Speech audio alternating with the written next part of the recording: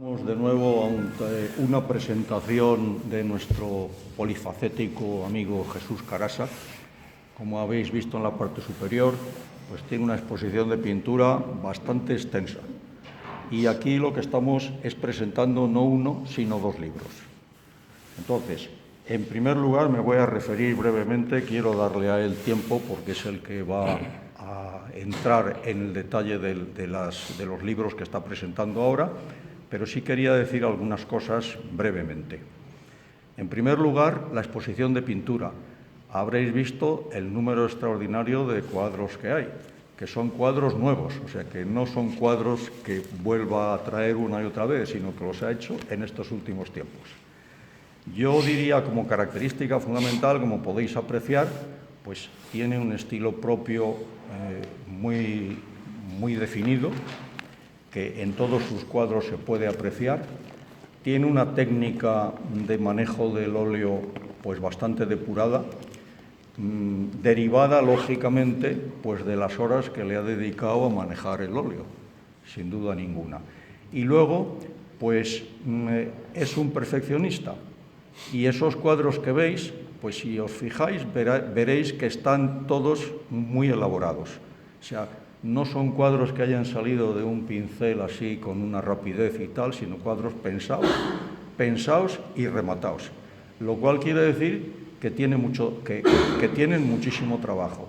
Entonces a mí lo primero que me sorprende es que con todo el trabajo que hay en esos cuadros, además se ha entretenido escribiendo 2 libros en estos últimos tiempos. O sea que yo creo que nuestro amigo Jesús es que no para. Vamos ahora a los libros. El primero de ellos pues es Penetro en campo minado. Ya nos va dando una idea, una pista el título. Se trata de una crítica social, evidentemente, y él tiene la sensación de que en muchas cosas de su crítica pues está en contra de lo que es políticamente correcto. Y yo creo que de ahí viene lo del campo minado, ¿no? Entonces, bueno, pues tiene 83 temas, lo cual pues es un número bastante elevado para poder ir haciendo una crítica de 83 cosas. A mí me recuerda un poco pues los columnistas y articulistas que tienen que encontrar, circulando por la vida, pues todos los días, todas las semanas o periódicamente, una serie de temas que tengan interés, que luego ellos los analicen, que no se repitan y tal. Bueno, evidentemente, pues eso es lo que me sorprende a mí, que esos son 83 temas, que ya los veréis y lo explicará él, pues que hacen una crítica de todos los aspectos de la sociedad, desde el punto de vista político, económico, el arte, lógicamente, es uno de los temas que él toca. Y bueno, pues eso es lo que hay en este libro, fundamentalmente. Luego está un segundo libro con el título de Cantos rodados. Y en este de Cantos rodados, pues vuelve otra vez la crítica social. Lo que pasa es que aquí son proverbios, fundamentalmente. Algunos de ellos pues los ha sacado del contexto general de los proverbios que circulan en nuestro idioma. Otros los ha hecho él mismo, ¿no? Y le ha dado vueltas a él mismo, y aquí son cientos los que hay. Y volvemos otra vez pues al mismo aspecto, al mismo tema de la crítica. Él dice, y lo recalco aquí porque nos da una idea de lo que ha querido él manejar con todo eso, se refiere a esos anónimos canteros de la palabra, o sea, los que han ido creando proverbios en el pasado, ¿no? Bueno,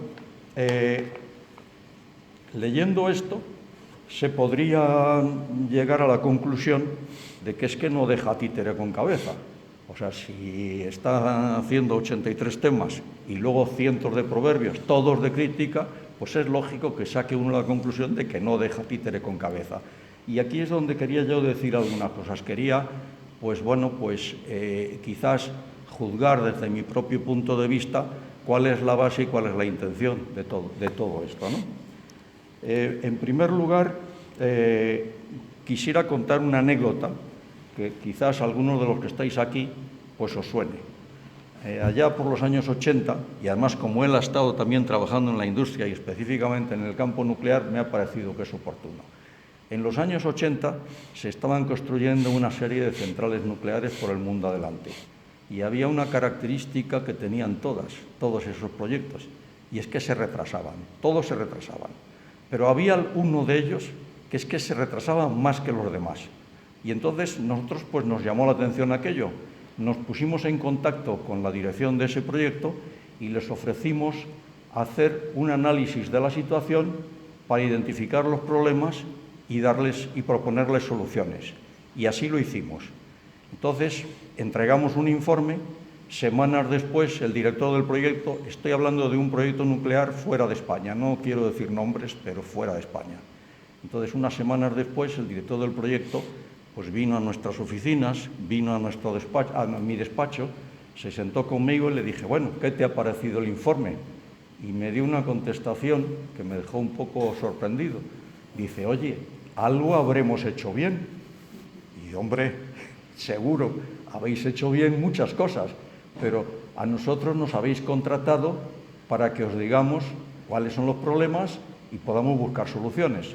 Bueno, pues esta anécdota la utilizo en el caso de Jesús. Jesús, en su crítica social, lo que está buscando es problemas para plantearlos de manera didáctica, creo yo, y constructiva, y tratar de buscarle solución. Y eso lo voy a complementar con otro aspecto, que es además desde una base de optimismo. Y lo voy a explicar también, Jesús. Igual él no está de acuerdo, él no sabe lo que yo iba a decir hoy. Pero vamos a ver. Entonces, bueno, pues hoy día pues se ha desarrollado un interés en estas últimas décadas del siglo XXI, pues se ha desarrollado un interés por lo que se puede decir cuál es el porvenir del hombre. Está basado todo ello, bueno, o provocado por el desarrollo tecnológico, las aplicaciones que hemos encontrado en todas partes de distintas tecnologías, las ondas electromagnéticas, etcétera, la biología molecular, el ADN, la posibilidad de gestionar nuestra evolución. Yo creo que esa es la base al final. Hoy día, pues parece que las técnicas podrían permitir gestionar la evolución. Y como consecuencia de ello, pues ha habido un interés. Hay algunos libros, hay uno muy conocido que seguramente algunos de vosotros habréis leído, que es Sapiens, de animales a dioses. El título es ese, Sapiens, de animales a dioses. Bueno, es un autor judío, descreído, y bueno, ha tenido un enorme éxito, pero por si acaso el título no estaba suficientemente claro, dado el éxito que ha tenido y las ventas correspondientes, pues ha escrito un segundo libro que se titula Homo Sapiens. O sea que yo creo que entre las dos cosas ya nos va dando idea de por dónde van los tiros, ¿no? Bueno, pues lo que ha ocurrido ha sido que aquella tradición de los griegos, de los antiguos griegos, y Aristóteles concretamente, de la Tierra como centro del universo y el hombre como cúspide, que luego se ha reflejado en las principales religiones, que se fue desmoronando a partir del siglo XVII con Copérnico y Galileo, del XVIII con Newton, del XIX con Darwin, del XX con Einstein y demás científicos, pues ahora vuelve otra vez. Y en este momento pues hay una corriente que piensa, y es una corriente optimista, que el hombre vuelve a ser el centro del universo y va a ser capaz de resolver todos los problemas. Mientras que hay otra corriente que cree que el hombre lo que va a hacer es destrozar la Tierra y todo nuestro hábitat y que esto va a ser un desastre. Hay esas dos corrientes. La corriente optimista, positiva, pues piensa que el hombre con sus conocimientos y su tecnología va a ser capaz de desarrollar la vida en otros planetas de la Vía Láctea, concretamente. Y bueno, pues a mí me parece que Jesús es de esos, de los optimistas. Y esto es un tema a tener muy en cuenta cuando vamos leyendo las críticas que él hace. Yo creo que es así. A lo mejor él resulta que no está de acuerdo, pero entonces el juicio que hago sobre su trabajo en estos dos libros es ese. Por un lado, el carácter didáctico y constructivo, y en segundo, que está hecho desde un fondo optimista. Así que, Jesús, dicho esto, te dejo a que tú nos digas lo que te parezca. Muy bien, muchas gracias, Adolfo. Muchas gracias. Por segunda vez, porque ya esta es la segunda vez. Muchas gracias primero a todos por venir en un día que parece que está complicadillo, ¿no? Muchas gracias también nuevamente a la Casa de Cantabria por su hospitalidad. Y también agradezco nuevamente a Adolfo su colaboración, y esta vez me siento culpable, ya se lo he dicho, porque creo que estoy abusando de su amistad. Y luego, pues os debo una explicación. Creo que presentar dos libros a la vez pues necesita una explicación. Y obedece a lo siguiente. Uno de ellos, que se llama Cantos Rodados, se compone de frases, aforismos, sentencias que todo escritor va manejando cuando está elaborando sus artículos o sus libros. Y muchos autores pues los desprecian, y yo en cambio los voy almacenando como si fuesen un tesoro, porque yo tengo una admiración inmensa por los refranes, esas frases milagrosas que nos traen experiencias milenarias y también errores, nos advierten de errores y nos condensan todo aquello en unas frases a veces diminutas y curiosamente con música incorporada, de tal forma que cuando uno oye un refrán, pues es que ya no se le olvida jamás. Si en este libro tuviese la fortuna de lograr uno o dos que tuviesen esa categoría, pues eso sería para mí el verdadero éxito. Las frases estas son todas mías y, bueno, unas con mejor fortuna que otras, ¿no? Os voy a poner como ejemplo dos frases de mi cosecha. Una que ha servido como explicación a mis cambios de residencia, que han sido muchos, porque yo he sido una persona pues bastante errabunda, ¿no? Prefiero tener alas que raíces. Es una cosa no que haya seguido, sino que ha servido de explicación a la vida que yo he llevado, ¿no? Yo comprendo y respeto mucho a las personas que les gusta vivir en el sitio donde han nacido, pero yo no soy así.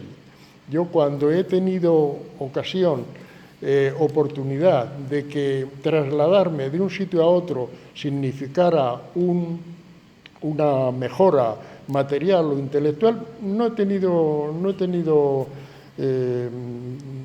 empacho en hacerlo. Es más, muchas veces lo he considerado como un reto. Y otra frase que trato de transmitir a mi nieto, aunque ya el pobre está cansado, y que sirve también de explicación a mis variados oficios, ¿no? Es cuando yo le digo a mi nieto que descansar es cambiar de actividad. Bien, como digo, estas son esas frases que he ido almacenando y que he ido puliendo, por eso es el título de Cantos Rodados, ¿no? El otro libro es un libro, pues como otros que he escrito, que es consecuencia de solidificar esas reflexiones que uno hace de las cosas de la vida continuamente, esas ideas volanderas que a todos se nos ocurren, ¿no? Pues cuando empecé a considerar que sería conveniente escribir esas reflexiones para tratar de concretarlas. Y me encontré con una sorpresa, y es que cuando escribía una reflexión que yo consideraba... El micrófono, acérquese el micrófono. No. que yo consideraba que yo tenía una conclusión como ella, cuando me ponía a escribirlo había veces que me sorprendía a mí mismo porque al final pues había cambiado de idea diametralmente, ¿no? Esto me animó a seguir en ello y como esta actividad, lo mismo que la de pintor, pues al final son prácticas exhibicionistas, pues empecé a tratar de colaborar en distintos periódicos y efectivamente lo logré, ¿no?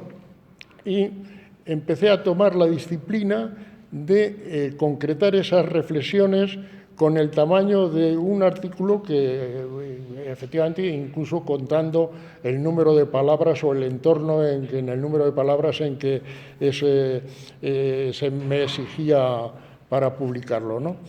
Y consecuencia de esos artículos, pues es cuando yo tengo un número que considero suficiente, pues he editado un libro, ¿no? He editado 3 de este tipo, todos ellos con casi todos los de artículos publicados en la prensa y también algún ensayo un poco más largo. Y la frase que le da título, Penetro en campo minado, es la que coloco en el encabezamiento de aquellos que tratan de temas más conflictivos. Sobre todo, como decía Adolfo, cuando penetro en ese campo minado de lo políticamente correcto, ya sabemos que ahora mismo es una pseudofilosofía que nos ahoga, ¿no? Y que tiene muchos vigilantes para que tratando de que no nos demandemos y pastorearnos en ese camino de lo políticamente correcto. Ya sabéis lo políticamente correcto, ¿no? Es que nos han obligado aquellos que empezaron pensando esto lo hacemos nosotros porque es lo mejor, pero ahora nos dicen esto es lo mejor porque lo hacemos nosotros. Bien. Algunos que habéis asistido a otras intervenciones mías, pues ya sabéis mi manía con el Quijote, ¿no? Sobre el cual yo tengo pues una interpretación bastante herética. Y como ya he escrito bastante sobre ello y he hablado bastante sobre ello, pues no pensaba hacerlo, pero el Quijote resulta que es como la vida misma, o sea que ocurren cosas que te llevan a él, ¿no? Y ahora mismo tenemos 2 y os las voy a contar. Uno de ellos es el tema de Venezuela, de candente actualidad. Quería llamaros la atención sobre nuestra cobarde actitud elidiendo nuestro privilegio de ejercer el liderazgo de padre o de hermano mayor que aquellos países realmente nos reclaman. Y lo tienen asumido. Acordaos de aquel famoso ¿por qué no te callas? Que nadie replicó. Porque todo el mundo admitía la autoridad del rey Juan Carlos para decir aquello y ni siquiera el aludido respondió. Y pues hemos preferido arroparnos en la masa de la Unión Europea. Ahí yendo en el rebaño con la Unión Europea sin asumir ese papel de liderazgo que tenemos que asumir. Y es que nosotros, desde Carlos V, al que yo, como sabéis, considero que intuyo que inspiró a Cervantes la figura de Don Quijote, porque Carlos V era un Quijote donde los haya. Era un príncipe europeo, no español, europeo, que nos metió en la ratonera europea de la que no hemos salido. Arruinó a España y nos puso históricamente de espaldas a Iberoamérica. Imaginaos los siglos que nosotros hemos estado dominando Iberoamérica y no ha habido ni una sola persona de las casas reales que haya visitado esos países. Y allí tenemos todavía como esa semilla que si nosotros sembramos perdura y pienso que todas las aventuras a las que Carlos V y los reyes siguientes nos llevaron a enredarnos en la telaraña europea son cosas de Quijotes. En cambio, la colonización de Iberoamérica es cosa de Sancho, de segundones. Y eso es Y sin embargo, tenemos ahí un tesoro que tenemos que si nos damos prisa, puede representar nuestro futuro. Allí es donde podemos ser cabeza de león, no cola, sino cabeza de león. Bien, otro tema de actualidad que me recuerda el Quijote, como sabéis, que yo interpreto como el libro que sí, que sirvió para reírnos de los libros de caballería, pero sobre todo es que lo que hizo él es poner a los dos prototipos principales del ser español enfrente de las mismas aventuras, de las mismas circunstancias, y examinar cómo reacciona cada uno de ellos. Y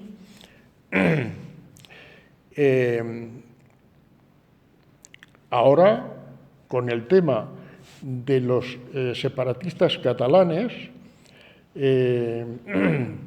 pues me recuerda también un pasaje del Quijote, que es la de la cuerda de presos condenados a galeras. Y aquí Don Quijote, cuando se encuentran con los presos, con una cuerda de presos condenados a galeras, que van conducidos y vigilados por representantes de la justicia, Don Quijote, en su mundo de ilusión, bueno, pues ya sabéis que es que este Quijote que nosotros tenemos ahora, Pedro Sánchez, pues parece la intención de perdonar indultar a los nacionalistas catalanes. Existe esa sospecha. Y bueno, pues yo lo relaciono con este pasaje. Cuando Don Quijote se encuentra con esta cadena de presos, en su mundo de ilusión ve gente desventurada y forzada a la que, según su código caballeresco, tiene que ayudar a liberar. Y aquí surgen las dos actitudes prototípicas. El iluso soñador, que confunde sus deseos con las realidades, y la del que recuerda siempre los coscorrones recibidos cada vez que ha ignorado la realidad. Sancho se lo deja claro. Señor, esta es cadena de galeotes, gente forzada del rey que va a las galeras. Pero la conclusión de Don Quijote, como siempre, es delirante. Dice, aunque os han castigado por vuestras culpas, las penas que vais a padecer no os dan mucho gusto, dice a los presos, y que vais a ellas de muy mala gana y muy contra vuestra voluntad. Y pide su libertad a los vigilantes y ante su negativa arremete contra ellos, ayudado por los presos. Pero los presos, y una vez liberados, les pide a los presos que vayan a presentarse a Dulcinea. Pero supongo que en este caso sería a postrarse a los pies de la Constitución. Pero estos, una vez liberados, no están por la labor. Y Don Quijote monta en cólera y amenaza a su líder, Ginés de Pasamonte, de Puigdemont, pero los presos comenzaron a llover tantas piedras sobre Don Quijote, lo robaron, dejando a Sancho en pelota y a Don Quijote moinísimo. Esto, más que aventura, parece una fábula cuya moraleja conoceremos pronto. Bueno, vuelvo a insistir en este libro también sobre el separatismo. es un problema que arrastramos históricamente sin encontrarle solución. Seguramente porque en los momentos de formación de nuestra nación quedamos a mitad de camino entre la solución federalista y la solución centralista. Los austrias formaban su nación por aglomeración de reinos. La corona de los 24 reinos se llamaba. Asimilaban sus dominios sin cambiar leyes y costumbres de cada territorio o país. Cuando vinieron los Borbones, intentaron la homogeneización, cambiar el sistema y tender hacia el centralismo, pero no la culminaron. Y tampoco Franco lo logró, quedando esa tensión centrífuga. Y el gran valor de la operación de la transición es que se propuso ambiciosamente solucionar este problema de una vez por todas. Y se dio a los separatistas tremendas concesiones, como ya he hablado otras veces, del desguace de Castilla y de otras cosas, y se les hicieron tremendas concesiones a cambio de su lealtad y que diesen ese asunto por terminado. Lealtad que no cumplieron desde el primer momento.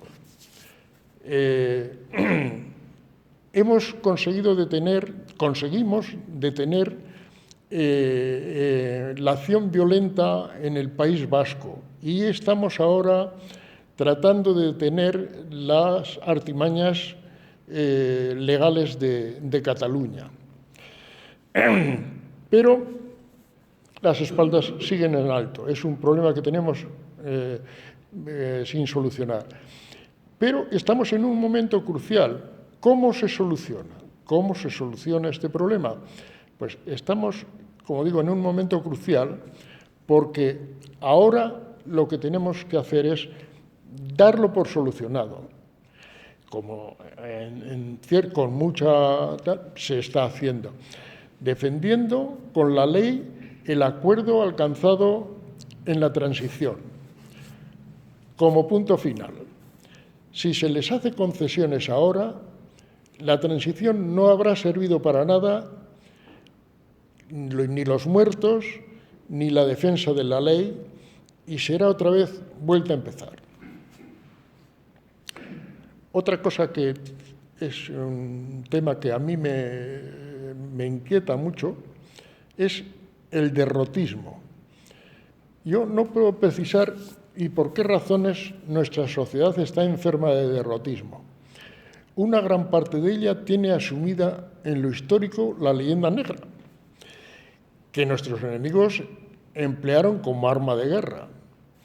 También consideran la época moderna como un periodo lleno de errores y gobernada por personas incompetentes y corruptas. Pero yo no lo veo así. Yo pienso que la historia de España, juzgada con los parámetros de cada época, no con la moral actual y enfocándola a los problemas de siglos pasados, con los parámetros de cada época, pienso yo que la historia de España es una de las más brillantes de la historia de la humanidad. En el terreno económico, pienso que se hizo otro milagro llevando a un país que no posee ningún recurso natural, si acaso el sol. Desde la miseria más absoluta, desde la que salíamos en la guerra civil, hasta ser por un momento la octava potencia mundial, la octava potencia económica mundial. Y todavía estamos, cuando los países inmensos, enormemente grandes, enormemente poblados y con enormes riquezas, aún así todavía estamos en uno de los países de cabeza. Y en el terreno político hemos hecho un auténtico milagro sabiendo salir pacíficamente de una dictadura y construir una democracia perfectamente homologable con los países europeos, que también se las dan de tan arrogantes democráticamente, pero tenemos que recordar el vergonzoso siglo XX que nos ofrecieron, ¿no? O sea que para mí el derrotismo está totalmente injustificado. Y bueno, como no os quiero cansar más, pues voy a hablaros de uno de los temas artísticos que incluyo en el libro, pues probablemente el que pueda ofreceros un aspecto más polémico. Me refiero al cuadro de Picasso, el Guernica.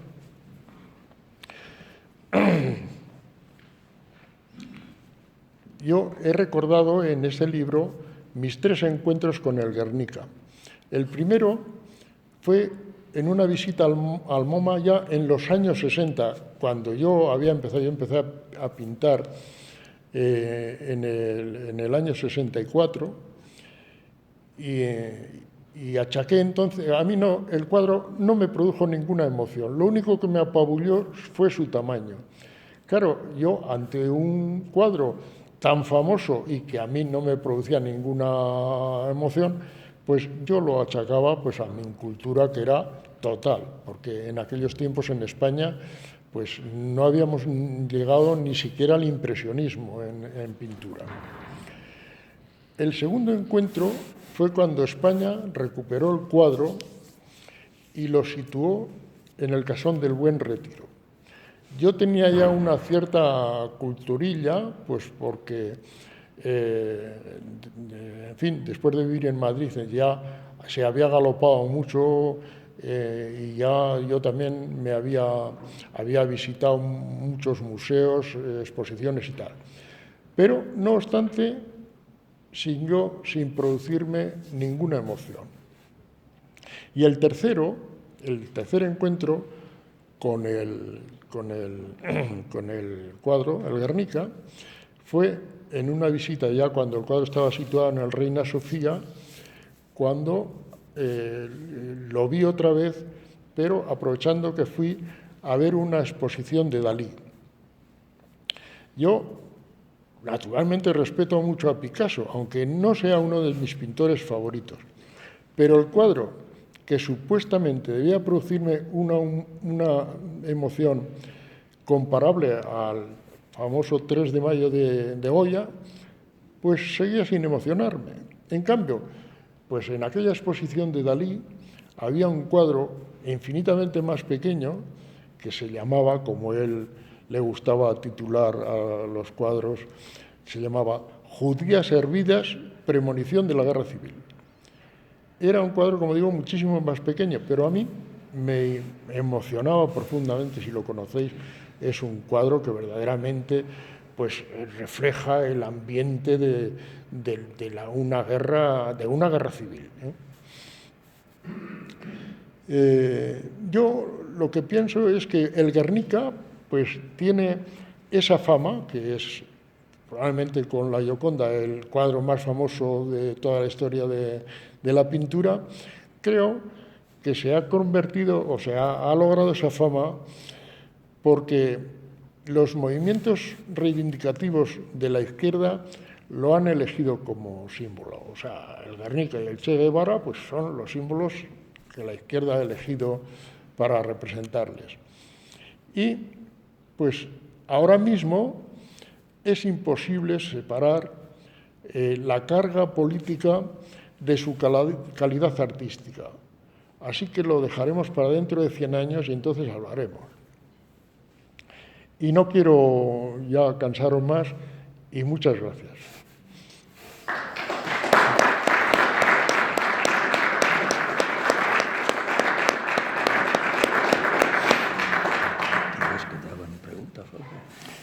Sí, si queréis hacer alguna pregunta. Si queréis hacerle alguna pregunta, pues está dispuesto para responderos. Yo más que pregunta, quería felicitarle por muchos motivos, entre otros sus hijos adoptivos, los libros, la exposición de pintura, pero luego más que nada los comentarios que usted hace tan positivos. porque en España somos muy dados a pensar hacia nosotros que somos muy malos, que somos lo peor, que somos... Y no es la verdad. En España hay unas capacidades, unos valores extraordinarios y es bueno oír a alguien como a usted que diga que no está todo perdido, que por contra tenemos esta, aquella y otras más ventajas, por ejemplo, las económicas que ha comentado. Bueno, dentro de la coyuntura en la que estamos, lo que tenemos que ser es muy conscientes de nuestros valores. Y acabo diciendo esto, y además reforzar, ahondar mucho, insistir en lo que hacemos bien, porque parece como que solo hay que criticar lo que creemos que hacemos mal o lo que de verdad hacemos mal, pero no tenemos que acordarnos de lo que hacemos bien. No sé, por poner un ejemplo, ya acabo. Hace unos días nos han dado el primer premio mundial de ingeniería a España y prácticamente no lo sabe nadie. Se difunden cosas que a lo mejor no son de tanto interés y las que son verdaderamente interesantes no se difunden. Gracias. Perdón. Bueno, me agrada contestarte o vamos a hacer una referencia a lo que tú expones y es que efectivamente es así, pero ya digo, como he dicho, es que España está enferma de derrotismo. No sé quién nos ha inoculado, porque lo que yo creo verdaderamente cuando se habla es que este país, bueno, este país no, es que en España siempre ha habido dos países. Y ya, bueno, pues ya conocemos de muy antiguo el hablar de las dos Españas. Una, pues, que es a la que se oye, que es derrotista, precisamente. Y, sin embargo, pues hay otra parte, esa otra España tremendamente positivo, que logra éxitos como tú, el que estás diciendo y el que podemos, y muchos de los que podemos poner aquí mismo en danza, y, sin embargo, esos no relucen. Esos no relucen. Y por eso, precisamente por esa parte del país tan negativa, es por lo que este país es tan milagroso, porque esa parte, esa mitad positiva, pues es que puede con las dos.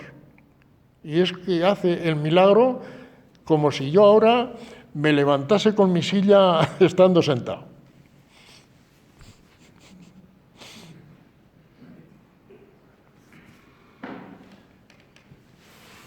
¿Alguien más quiere hacer alguna...? Sí, Manolo.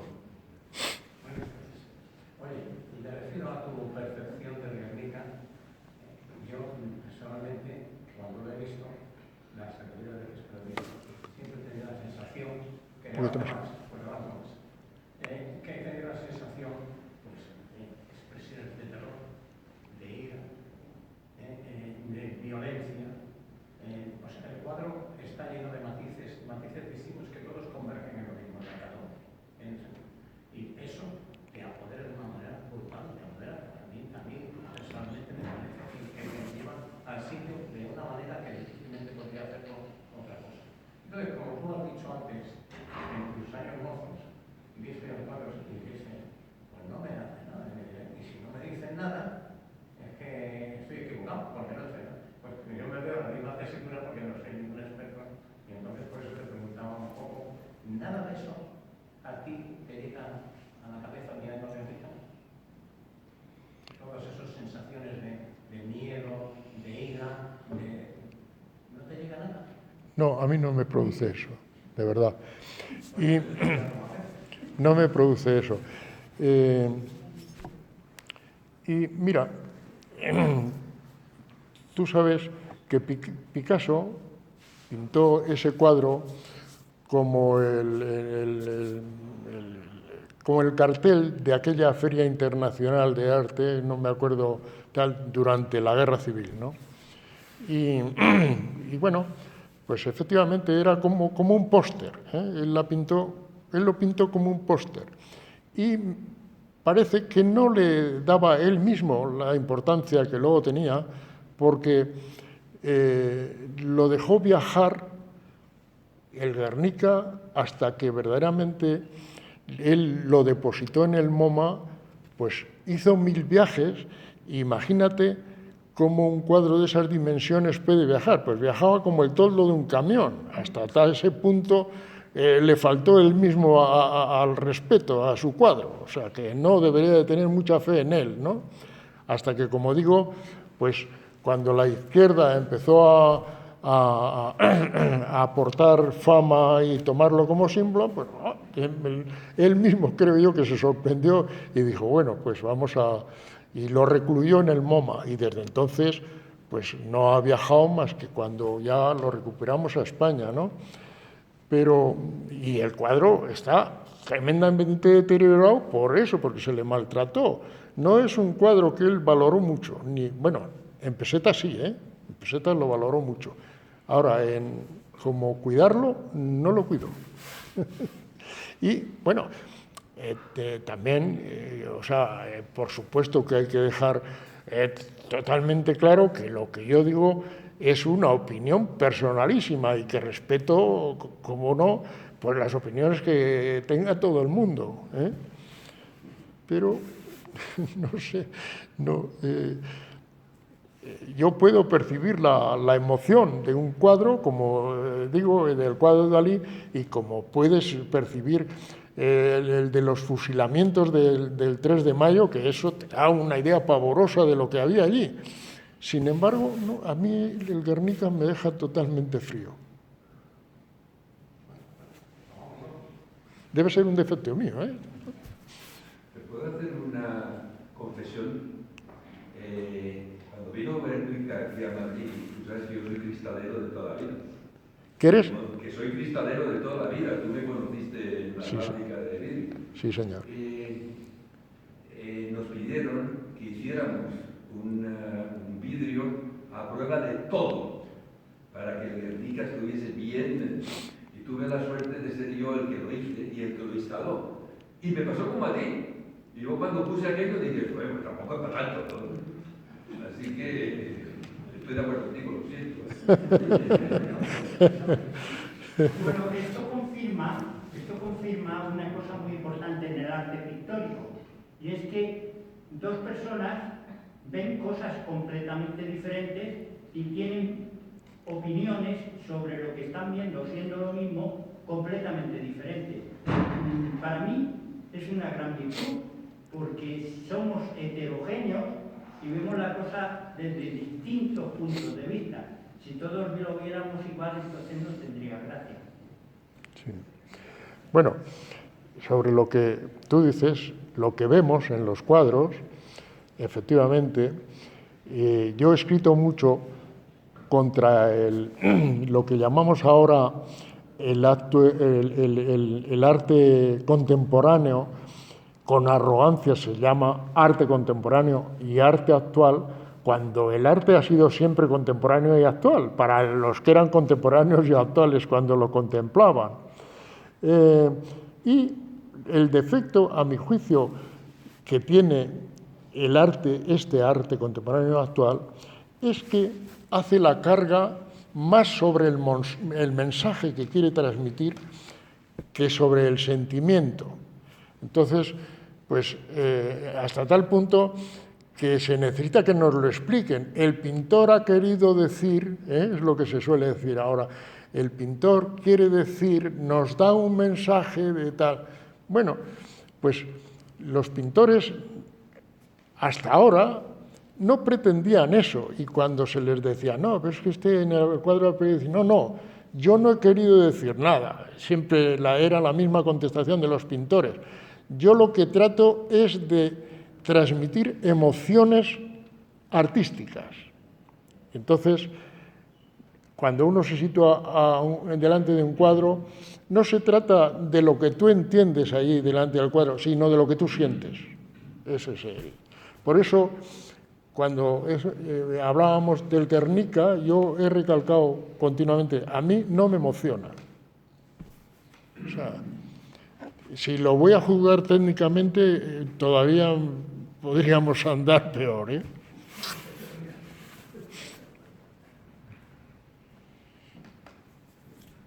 ¿Alguien más quiere algún comentario? Bueno, pues entonces damos por terminada Muchas gracias. la sesión. Muchas gracias a todos.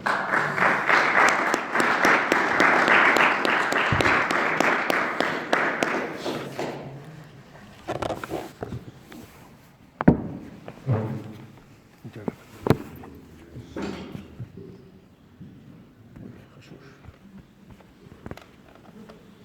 A ver, este artilugio. Es que lo estaba grabando, ya te lo mandaré.